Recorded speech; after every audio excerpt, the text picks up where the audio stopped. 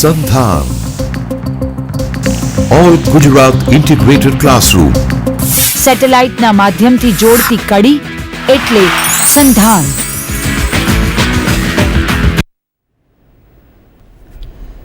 નમસ્કાર વિદ્યાર્થી મિત્રો. ભાવનાબેન હાથી એમજી સાયન્સ ઇન્સ્ટિટ્યૂટ નવરંગપુરા અમદાવાદમાંથી આપનું આંકડાશાસ્ત્ર વિષયમાં હાર્દિક સ્વાગત કરું છું. વિદ્યાર્થી મિત્રો, આજે જ્યારે મને તમારી સાથે વાતો કરવાની તક મળી જ છે, તો મારી ખૂબ ઈચ્છા છે કે તમારા મનમાં મને એવો ખ્યાલ છે કે કદાચ પણ જો ખોટો ખ્યાલ હોય આંકડાશાસ્ત્ર વિષયના મૂળભૂત વિચારો વિશેનો, તો તે દૂર કરવા હું માગું છું. હું તમને એમ જણાવવા માગું છું કે આંકડાશાસ્ત્ર વિષય માટે 12મા ધોરણમાં છોકરું પાસ થઈને જ્યારે સાયન્સ લાઈન લઈને કોલેજમાં એન્ટ્રી આપે છે, એડમિશન લેવા આવે છે, ત્યારે એવું માને છે કે સ્ટેટિસ્ટિક્સ, અરે આ તો કોમર્સનો વિષય છે, અહીં સાયન્સમાં એનું શું કામ?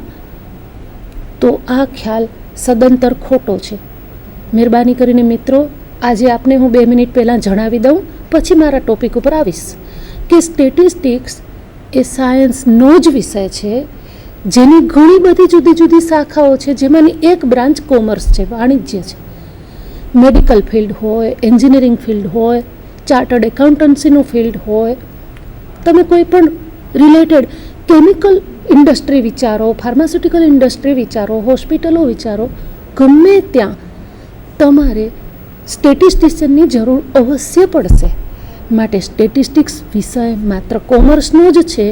આ ખ્યાલ સાથે પ્રવેશ મેળવતા, સાયન્સ લાઇનમાં પ્રવેશ મેળવતા વિદ્યાર્થીઓ જ્યારે સ્ટેટિસ્ટિક્સ આવે છે ત્યારે કહે છે કે આ સાયન્સનો સબ્જેક્ટ છે, તો આ વાત સાવ ખોટી છે.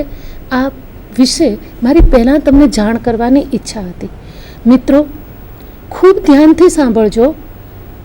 દુનિયામાં જેમ ભગવાન સર્વત્ર છે, તે જ રીતે હું એવું કહીશ તો જરાય અતિશયોક્તિ નથી કે કોઈ પણ ક્ષેત્રમાં આંકડાશાસ્ત્રની જરૂર તો પડે જ છે. તેથી રસપૂર્વક ધ્યાન દઈને અહીં જે ભણાવવામાં આવે છે તે બધા જ વિષયો વિશે આપ સાંભળજો અને નોટ પણ ઉતારજો. તે ઘરે જઈને વાંચજો, આપને અવશ્ય લાભ થશે. હવે આપણે ટીવી સ્ક્રીન ઉપર તમે જોઈ શકો છો index numbers, economic barometers. Introduction and definition. According to M.M. Blair, index numbers are the signs and guideposts along the business that indicate to the businessman how he should derive or manage his affairs. As a barometer in physics or in chemistry measures the pressure of atmosphere or gases, so the index numbers measures the pressure of economic behavior and thus reveal the economic conditions, and hence the index numbers are called economic barometers. An index number is a number that measures the relative change in a set of measurements over time. Let us see first of all the uses of index numbers. There are so many uses of index numbers, but some of them I can enumerate here.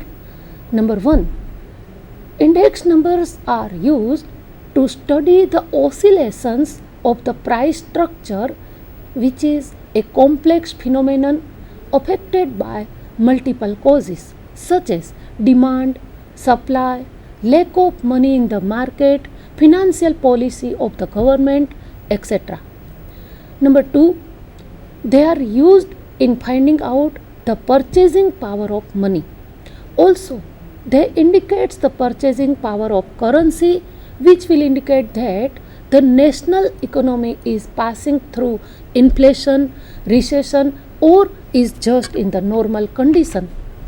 Number 3, index numbers are used in studying the physical changes over a period of time. Changes may be in the volume of trade, industrial production, sales, stock of goods, exports, imports, etc. Number 4, according to Bowley, index numbers are used to measure the changes in some quantity which we cannot observe directly. We cannot average out. For example, let us take an example to see the point number 4. For example, we cannot average out the changes in business activity of a country directly, since it shall involve many factors expressible in different units of their measurements. In such situation, relative variations are computed. Our index numbers are simply the averages of these relative variations, and that is why index numbers are called specialized type of averages. We know averages, but index numbers are called specialized type of averages. Let us see point number 5. Is a measure of average change in a group of elements. Index numbers are used in forecasting business conditions and in discovering the effects of trend, seasonal and cyclical fluctuations. Number 6. They are used to study the general rise or fall in the business conditions. Number 7. The cost of living index number, which is a special branch of index number. Of course, we will see what is a cost of living index number on the foregoing lectures. So, the cost of living index number, which is a special branch of index number, is used in determining the dearness allowance (DA) of workers, their wages, etc. So, we can see now, which is very important point, the price relative. When we study index number, we must know what is a price relative. The price of a commodity in a given year, expressed as a percentage of the price of the some commodity in a specified year, is called price relative. We can see one example to describe what is a price relative. So, for example, suppose the price of wheat in India in the year 1970 was suppose rupees 95 per quintal, and in the year 1969 the price of wheat was rupees 80 per quintal. Okay, then using 1969 as base year, the price relative is 95 upon 80 multiplied by 100. So, it will be 118.75%. Let us see, first of all, the classification of index numbers. There are various approaches for the classification of index numbers. Number 1, based on variables. Now, when we see based on variables, again there are 4 types: price index, quantity index, value index and production index. We can see based on retail prices or based on wholesale prices. In this, there are 2 types: cost of living index number we have to study, and the wholesale price index numbers also we have to study. For both the index numbers, we will see the construction steps, the various formulas and the corresponding related examples for cost of living index number as well as for wholesale price index numbers in later on due courses. Number 3 is based on weights. Here, unweighted index number and weighted index number.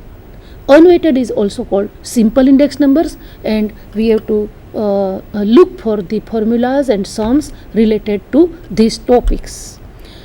Now, before going to the topic for index number, the main important thing in the basic clearance point of view, that one must know what is a base year and what is a current year. In the computation of an index number, we require 2 years. The given year whose values are to be compared is called a current year or a current period, while the specified year whose values are taken as standard values is called a base year or a base period. As for example, if the prices of 1970 are compared with the prices of 1969, okay, then naturally 1979 is our current year and 1969 is our base year. Thus, this index number is in general denoted by I01 or P01, where 0, the suffix 0 denotes the base year, that is, here in this case it is 1969, and the suffix 1 stands for the current year, that is, in this case it is 1970. So now let us see about some examples, and as we have discussed about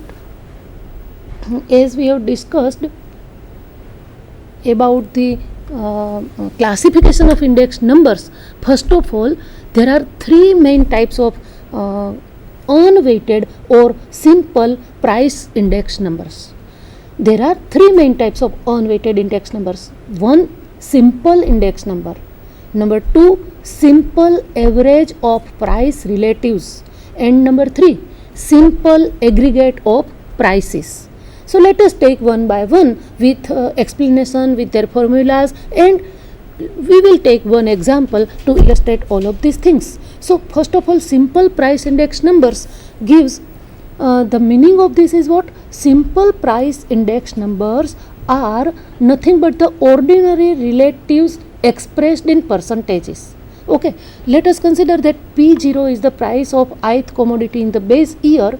P0I is the price for the ith commodity in the base year, and P1I is the price of the ith commodity in the current year.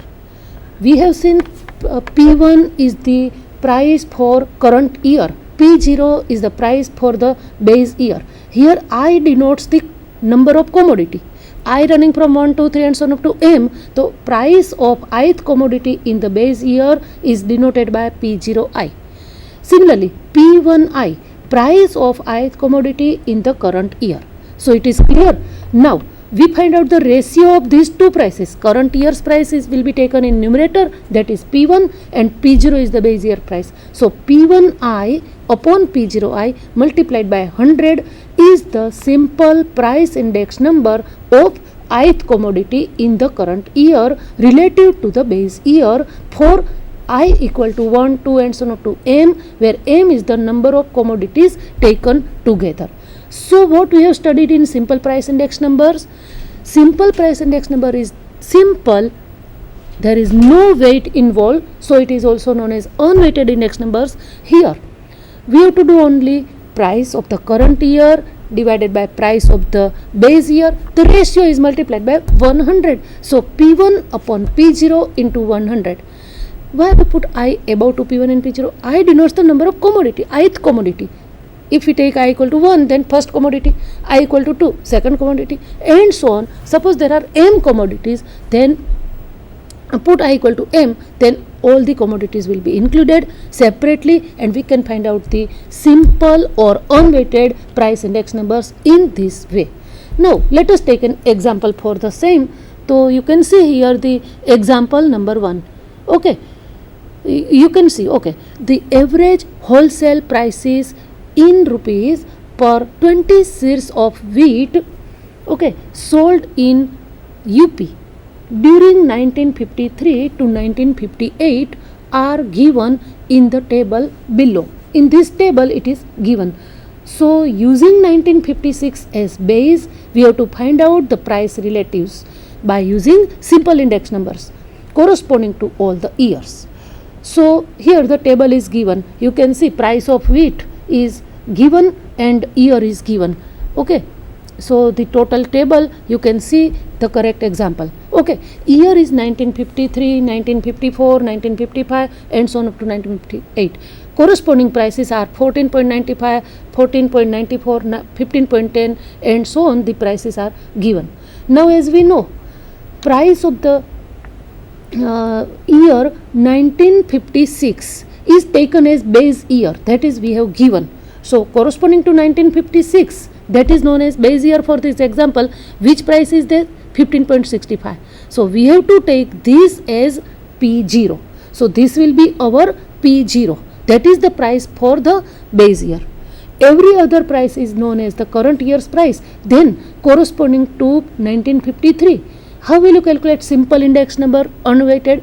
By taking base 1956. So it is P1 upon P0 into 100, that we know as above just now. So what is that? 14.95 upon 15.65 multiplied by 100, which will give us 95.5.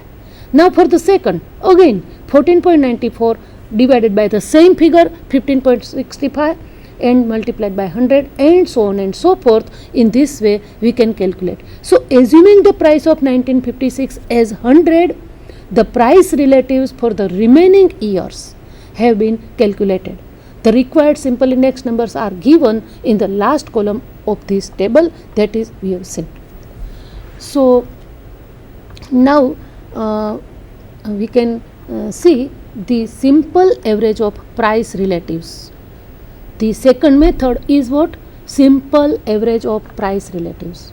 To measure the average percentage change in the prices of M commodities, we can calculate index number P01, which is defined as the simple arithmetic mean of price relatives. Everybody knows about the arithmetic mean, geometric mean, harmonic mean. Here, first of all, we will use arithmetic mean. The sum of the given observations divided by the number of observations will give you simple arithmetic mean. That is very simple. Here we have to find out the arithmetic mean of the price relatives. So we first of all find out the summation of P1i upon P0i, this factor. Okay. Now I is number of commodities. How many commodities are there? M commodities. So it will be divided by 1 upon M. And the total thing is multiplied by 100 to get P01. That is the simple average of price relatives. So here our formula is to measure the average percentage change in the prices of M commodities, we can calculate index number P01, which is defined as the simple